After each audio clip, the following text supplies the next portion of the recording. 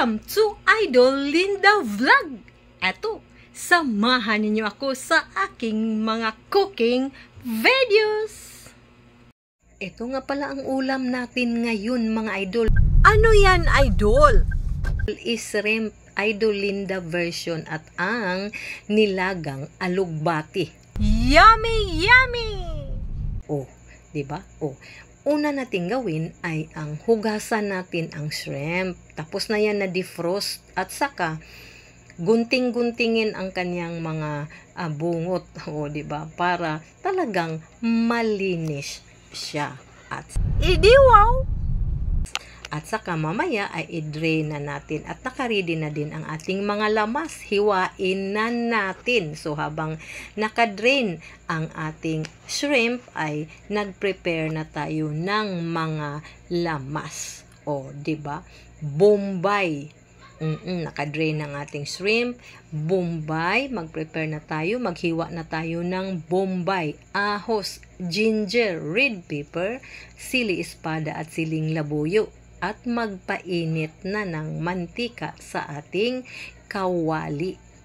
At while nagpainit ay nagprepare na tayo ng tubig pamboiled sa ating alugbati mamaya at prepare na din tayo ng ating rice cooker. Luto na yun. Malapit ng maluto. At gagamitin natin ang kahoy na ladol para siyempre, non-stick ang ating kawali. Kaya mainit na, ilunod, ilagay na natin ang ahos, bombay, at saka ang ating ginger. At siyempre, huwag mawawala din ang ating siling labuyo para mas masarap kasi kung maanghang konti ang ating niluluto. Mamaya na yan ang sili espada at red pepper. Pag maya na malapit na talaga siyang maluto. Mamaya na yan. I-set aside lang muna natin. Halu-haluin lang hanggang magiging brown ang ating mga lamas at saka na natin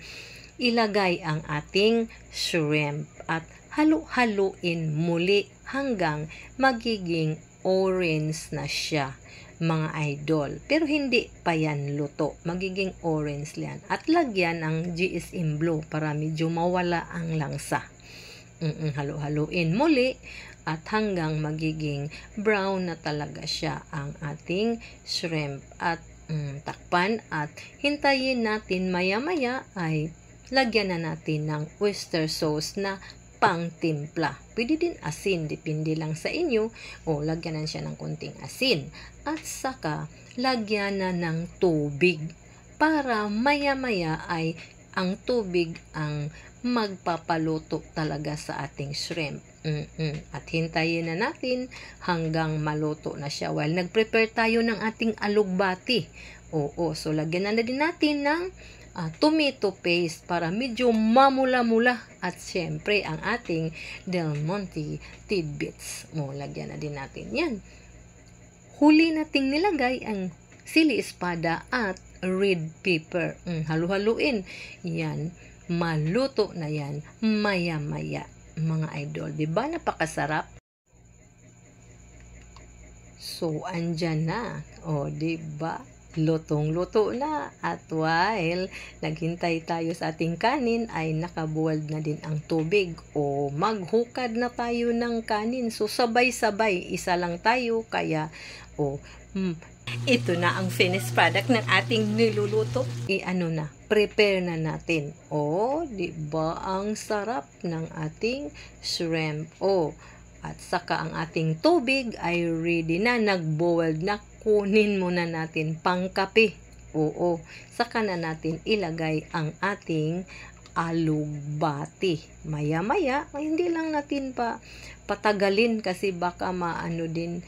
Yun lang, pakuratan lang sa init na tubig at ready na ang ating alugbati. So, dalawa ang ating ulam. Nilagang alugbati. Diba? Walang asin yan. Matabang yan. Fresh at may kamatis. So, ready na. Tara na. Kain na mga idol. Maraming salamat. At syempre, hindi mawawala ang ating kape at ang ating saging tundan, di ba? Napakasimpleng ulam para sa mga simpleng tao na katulad ko. Sa abangan ang susunod na mga videos sa pagluluto ko, mga idol. Kain-kain muna tayo sa malamig na umaga. Siyempre, dapat mayroong kape. Kape. Thank you for watching. Please follow, like, and share.